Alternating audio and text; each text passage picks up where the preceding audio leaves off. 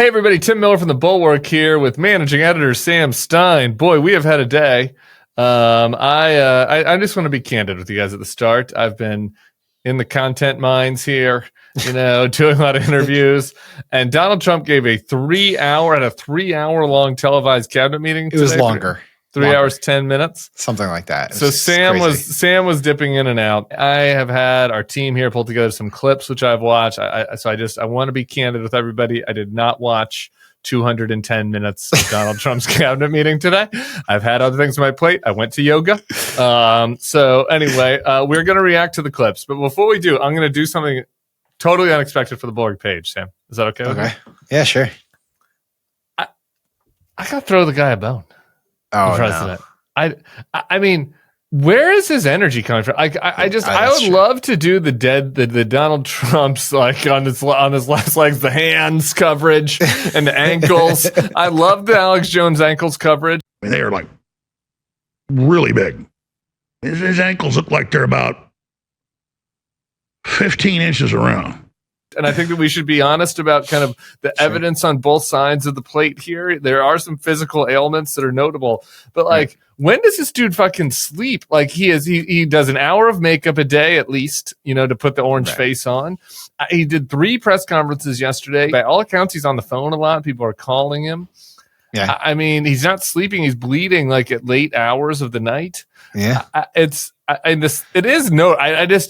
Do you have hand to the guy? Can't do you? I mean, it's notable. I get tired. I'm just myself. If I have a long day, I do 3 content activations. I'm on Nicole. I do a podcast. I do a YouTube video with your dumb ass. I got to read the news so I know what the takes are. You got to do bedtime with the kids. But by the time 9:30 rolls around, sometimes I'm a little tuckered out.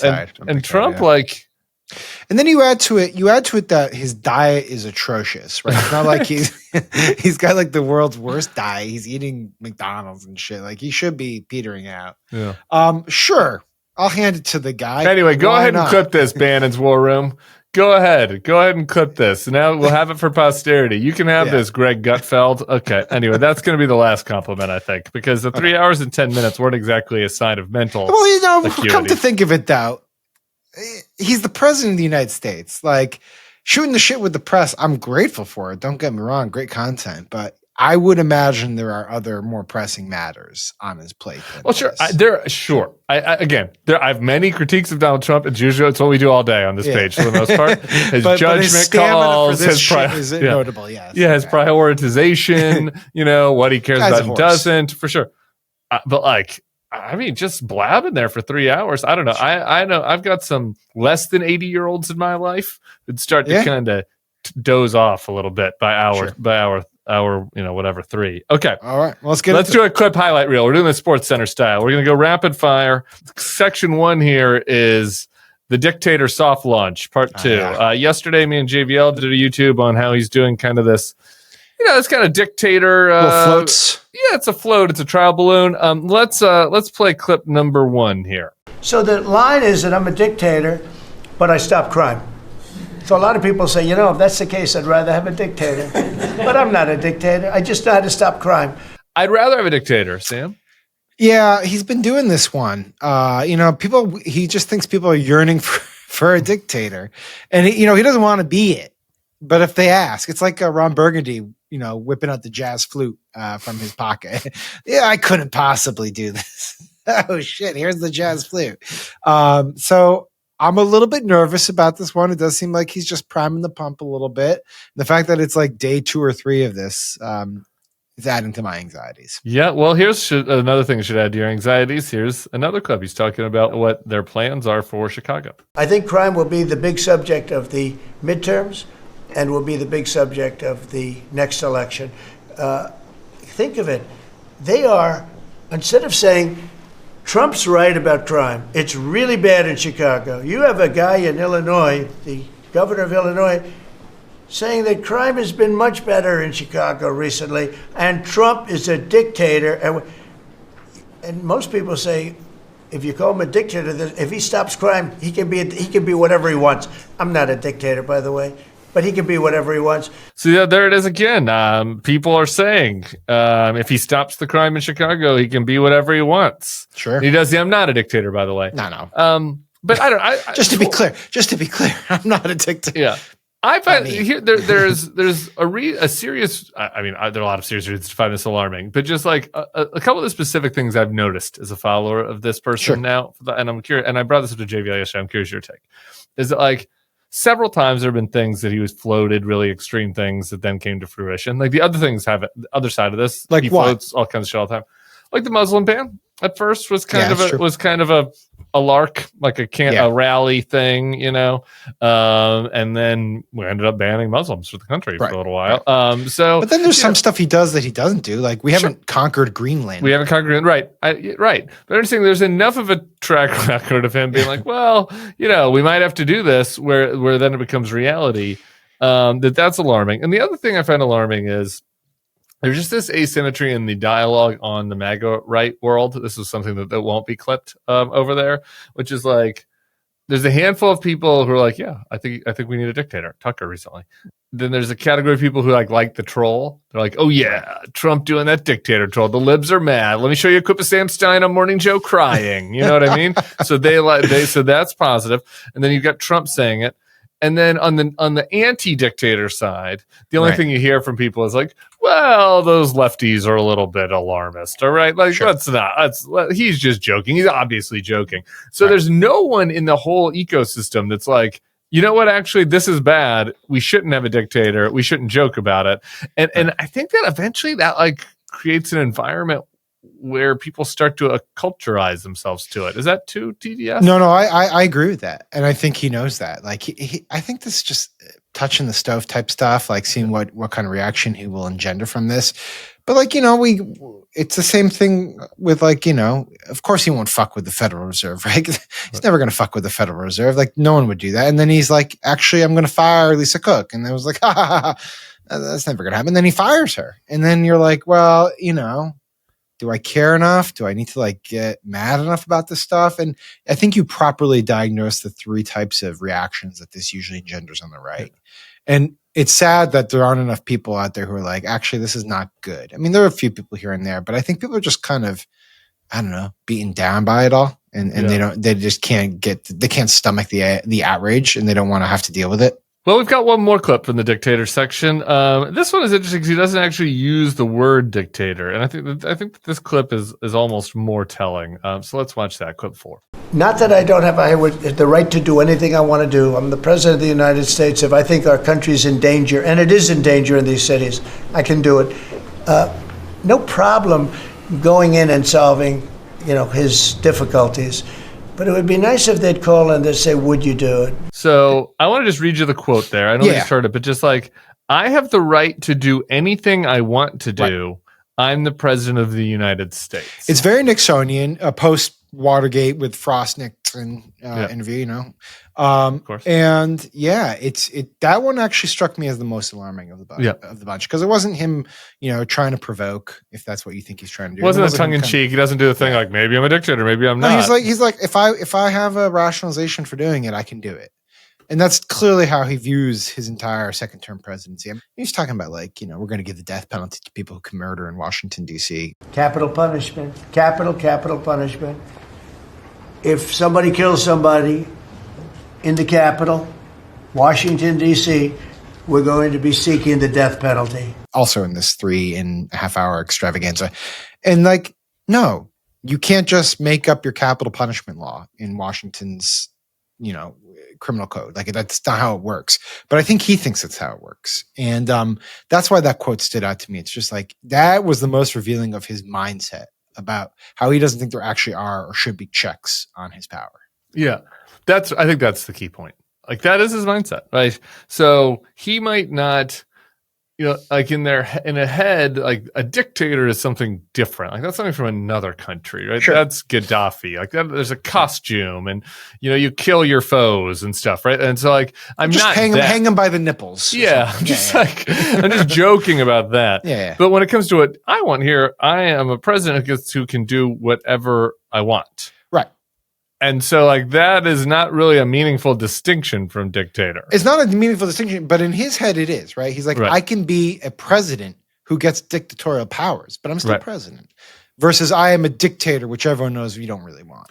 You would think a couple small government conservatives might think something We're well about that. past that, People who buddy. care about Come federalism? on. No? Federalism? No. Remember, we're a We're so far republic. past that. Remember, we're a republic, Yeah, not a yeah. democracy, Yeah, I Sam? remember that one. All right. Well, this is not the dictator section. This is the licking Trump balls section, but that's This kind of is my related to favorite the section. dictator section. I love this. I love this shit. And this is why I watch the cabinet meetings. It's for Okay. this part. 'Cause Yeah. it's the best. the team pulled together a clip reel of all of this that was just too long for me to bear. I just want to be like, my vicarious embarrassment for all of these people was so acute. I It's started so like humiliating. sweating. My hands started sweating. And I'm like, we can't make the people watch 4 minutes of this. So we both picked our favorites, which I think is more, Okay. it was a more fair thing to do to you guys. And we'll watch. You have to remember that every member of the cabinet did a version of this. So Hold it on, takes a before we get long into time. it, before we get into this, I think I've asked you this before, but do you think they rehearse this shit in the mirror before the cabinet meeting, or do they write it down to be like, I know I have to do the praise section, like here's what I'm going to say, and like they. I have an figure it answer out? to that question. So we'll go to my person first. Here's Treasury Secretary Scott Bessent. As we've said very often, economic security is national security, and our country has never been so secure thanks to you. You have brought us back from the edge. You have the overwhelming mandate from the American people. You're restoring confidence in government, a topic that is on the front of everyone's mind, the Federal Reserve. The Federal Reserve's independence comes from a political arrangement between itself and the American public. Having the public's trust is the only thing that gives it credibility, and you, sir, are restoring trust to government. Mr. President, your return to the White House marked the return of the American worker. Thank you for reclaiming Labor Day for the American people. You're growing the economy for everyone, especially the middle and lower income households who suffered disproportionately under the last administration, and it's an honor to do this under your leadership. That's like the longest 40 seconds of my life. It's like he's praising a special needs child and like telling them how good they're doing. Like a child that's like done a very or like maybe not special needs, maybe a child who's like done like very bad at soccer. You know, like you have the soccer team and you let the worst kid on the team score a goal at the very end, and you're like, yeah, look at you, Freddie. And it's nice. It's nice in that moment because the kid needs that. But this guy's the president of the United States. But you notice there, Bessent's got notes. Like he has prepared this. Yeah, like he's looking down. He's made some notes. The tone of it is like, oh, the economic strength is a Kearney strength, and so he's planned the language. It's not off the cuff.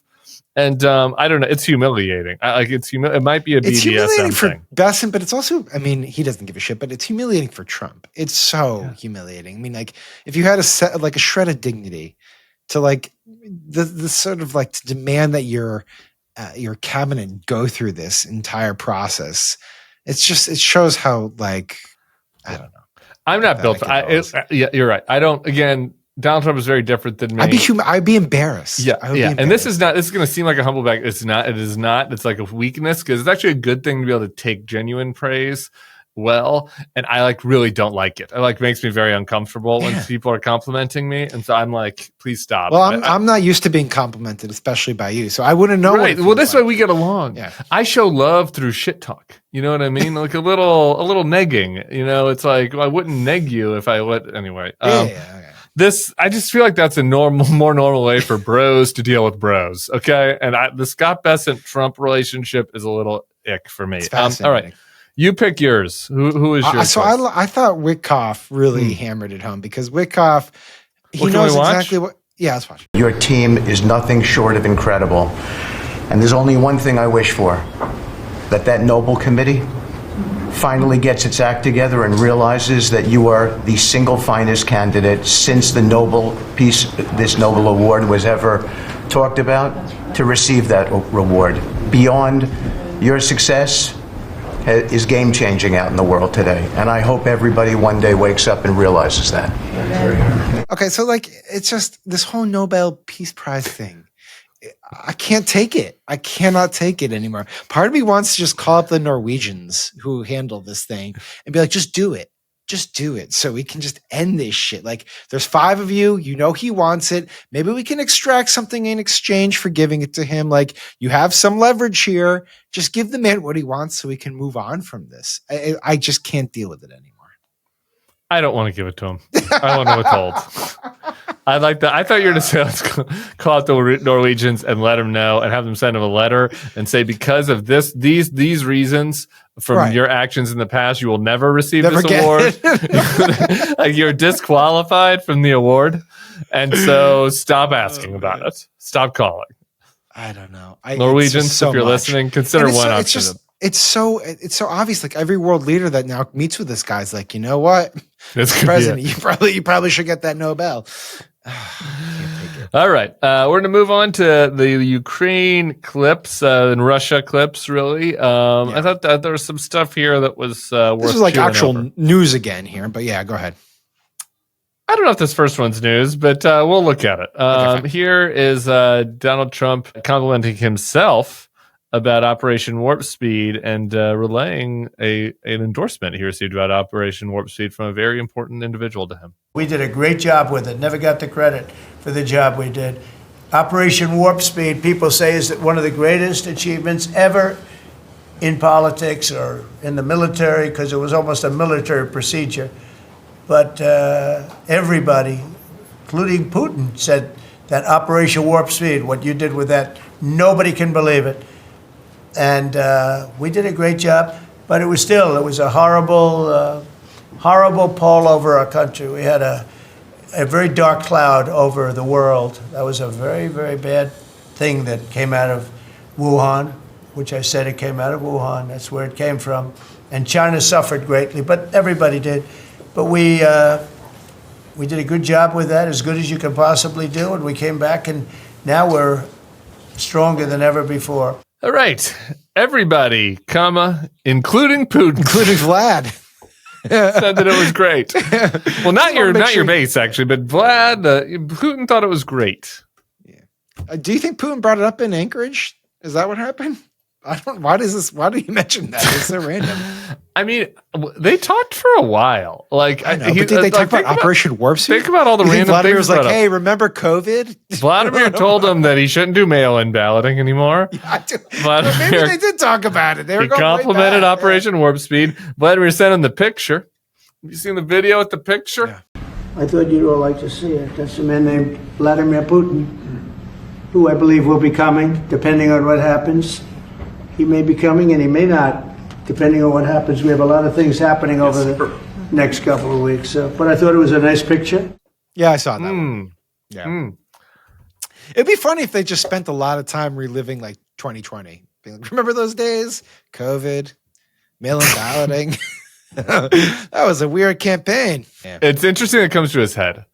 It is. You notice this. When you're talking for 3.5 hours, right. And my friends noticed on the pod. They're like, okay, if I keep mentioning somebody, it's usually a sign of care. That I'm like, I have somebody on my mind. Like, I'll just blurt them out. Sometimes I'll get a complaint from someone who's like, "Did you have to tell that story on the pod?" I'm like, it's a nice thing. Yeah, it means I was thinking about you.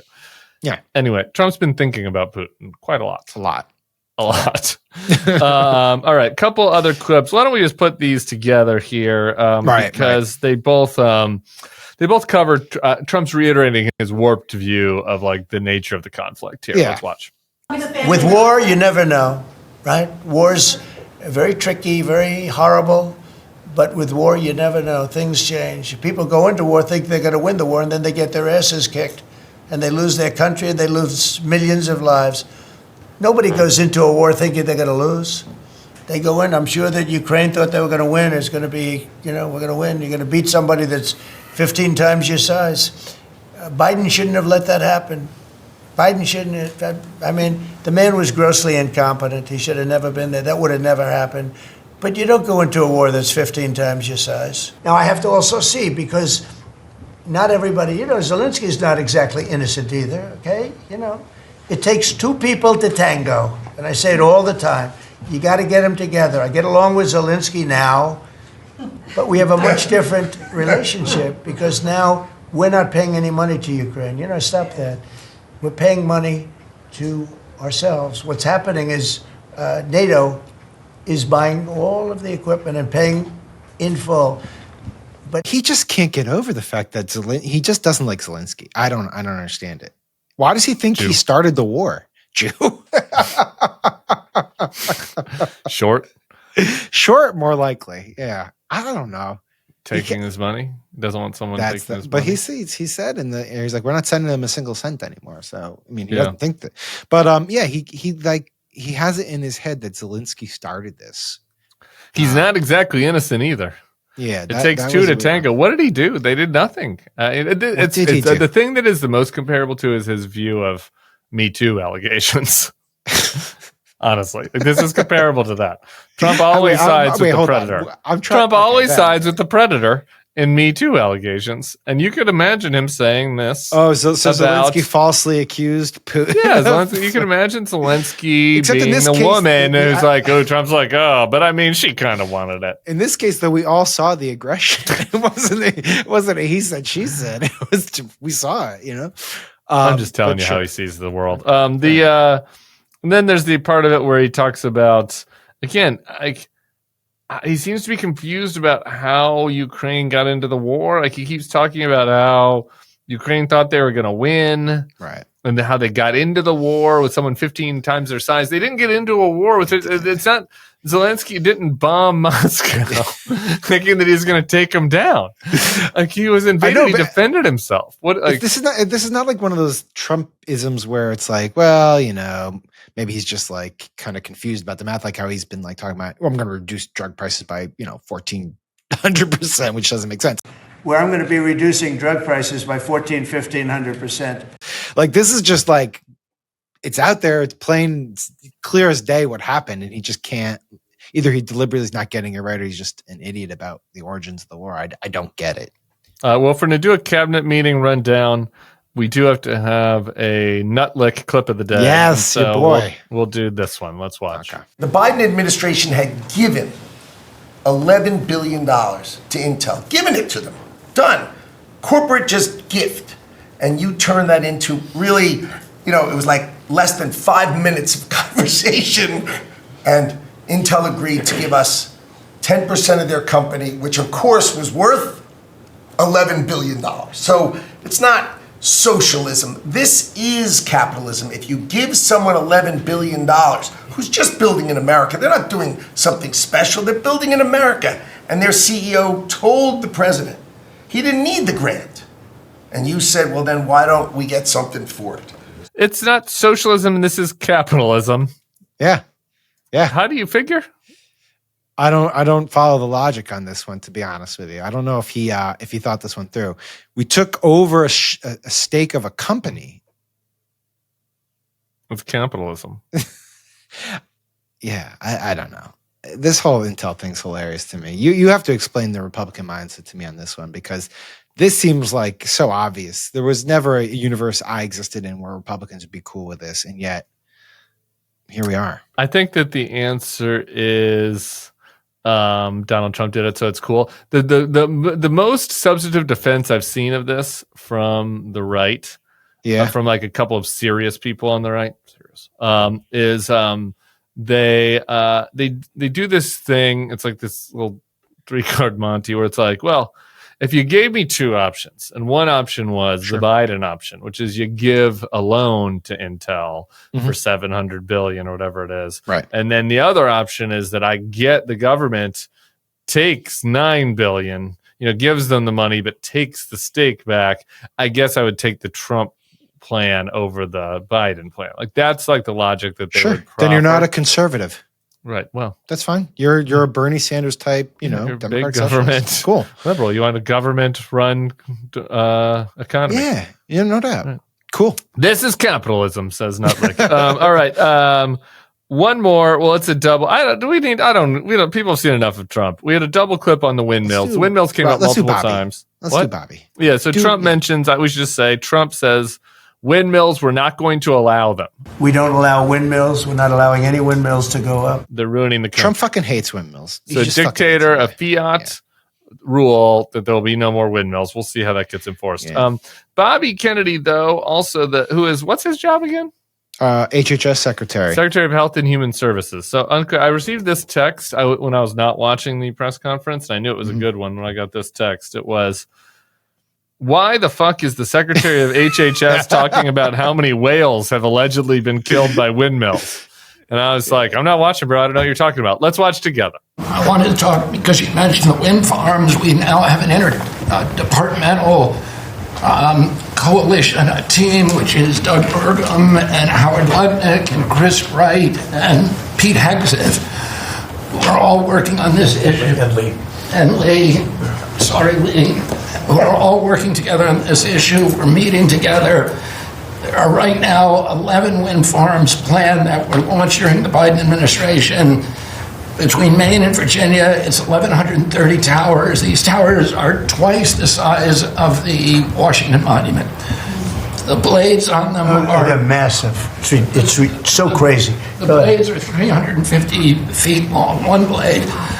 One of these blades blew up on Nantucket last summer, and the water is filled with shards of glass, of sharp glass, so it's dangerous to swim. They had to close the beaches, but they have indemnified themselves so the local communities can't sue them. None of these projects are bonded. If you build an oil derrick in the Gulf, you got to put a bond down. This one confused me a little bit, but then I did a little bit of Googling because I thought, I was like, Kennedy, that doesn't make sense. Like, he was an environmentalist in his past life. Like, surely this is a contradiction of a past position he took where, because you would think environmentalists actually want to harness wind power. But no, he's always been pretty anti-windmill. And I think it has to do, of course, with his times out in Nantucket, because he mentioned Nantucket in this. And I think the windmills out there have hurt the marine life population in Wales. And so he's super against it. He also had a big riff about radioactive shrimp during this press conference. So, he's drifting a little bit out of his lane here, but that's Bobby. Didn't Bobby decapitate a whale? Yes, I think so.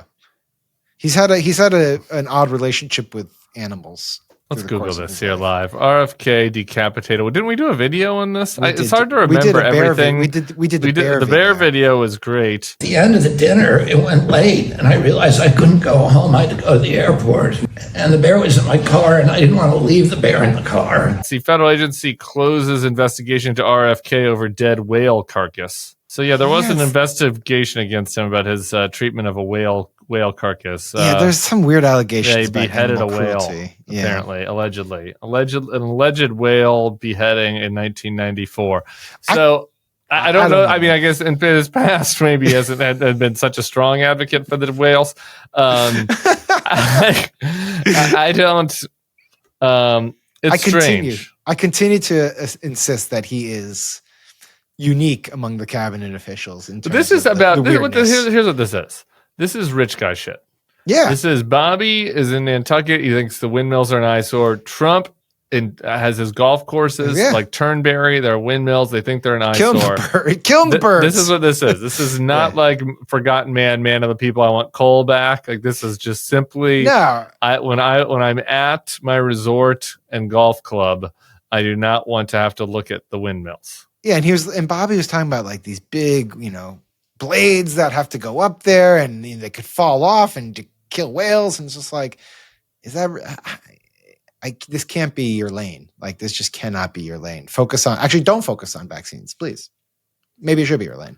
Yeah, because that's something we should have had that clip. Well, we could get it in post. We had one more. They did the autism one. Yeah, because this wasn't his lane, which is a little bit more fucked up. So we'll close with this one. Let's go ahead and watch it.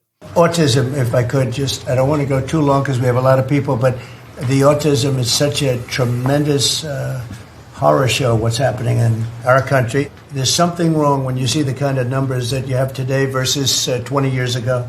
And those numbers, what are those numbers, Bob? Yeah, this is not good. Not good. Trump seems like Trump in the past.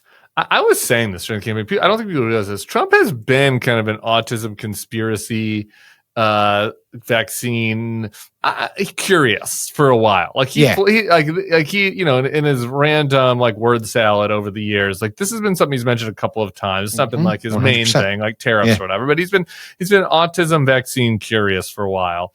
And so I think it's pretty alarming there in that room that they're like next month RFK is going to have some kind of announcement on this. This has obviously been his hobby horse for a long time. Yeah, that was pretty ominous. I'm sure it's going to be, you know, dutifully researched and thorough, right? Like this guy has had a decade-long charade against vaccines causing autism. So he's going to come up with the research to prove it in 4 months, despite, you know, years and years of scientific research disproving it. Trump's totally bought in, like totally bought in. And it's pretty profoundly scary to think about what's going to happen in September when they make this recommendation. Already they're making major changes or previewing major changes. Jonathan Cohen's got a newsletter that looks at how they're going to potentially scrap liability shields from manufacturers of vaccines, which could, you know, really have profound effects. So we're in a bad spot here. I know a lot of damage has been done in 8 months by Kennedy. That has nothing to do with windmills, but it's going to get worse. It's going to get worse. And boy, like I shudder to think about what's going to happen with the anti-vax movement. On that note, subscribe to the feed. Exciting stuff. Sam Stein. He's the managing editor. I'm Tim Miller. This is, you know, tell your friends about this. Like, you know, this is just exactly what they want to do. We'll be seeing y'all here soon.